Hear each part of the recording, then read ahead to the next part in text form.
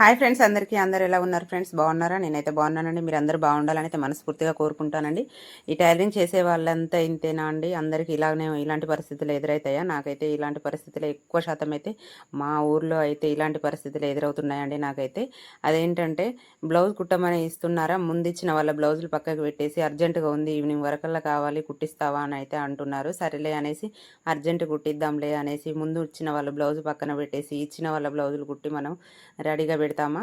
ఆ కుట్టి పెట్టిన తర్వాత రాకుండానైనా ఉంటున్నారు ఎక్కువ. లేకపోతే వచ్చినా కూడా ఏం చేస్తున్నారంటే ఒక 250 బ్లౌజ్ ఫాల్, ఇక్కడైతే మా ఊర్లో అయితే బ్లౌజ్ స్టిచ్ చేసి ఫాల్ వేసి అన్నీ మనయేనండి. లైనింగ్ ఫాల్ 250 అండి, ఓన్లీ లైనింగ్ బ్లౌజ్ కుడితే. అయితే 250 అయితే ఏం చేస్తున్నారంటే 150, 100 అట్లా ఎక్కువ తీసుకొచ్చి ఇచ్చేసి అర్జెంటుగా ఊరెళ్తున్నాము, ఊరెళ్ళి వచ్చిన తర్వాత ఇస్తాము అనేసి అయితే అంటున్నారు. వచ్చిన తర్వాత ఇస్తాము, ఇక్కడే ఉంటున్నాం కదా, ఎటు వెళ్తున్నాము అనేసి బ్లౌజ్ ఇచ్చే వరకు అంటున్నారు. లేకపోతే నీ ఇష్టం, మరి ఉండనీలే, ఇంకా అడ్జస్ట్ అయితే లేదు అమౌంట్, దానికోసం అయితే నేను కుట్టించుకుంటున్నాను, ఇస్తా కదా నేను వచ్చిన తర్వాత అనేసి అయితే బ్లౌజ్ తీసుకెళ్తున్నారు. మనమైతే అమౌంట్ కోసం అయితే మనం వర్క్ చేసేదే ₹1 వస్తుంది అని మన ఫ్యామిలీ కోసం కష్టపడుతున్నాం కదండి. ఇలా చేయడం అయితే వాళ్ళకి కరెక్టేనా అండి? ఓకేనా ఫ్రెండ్స్? బాయ్ మరి.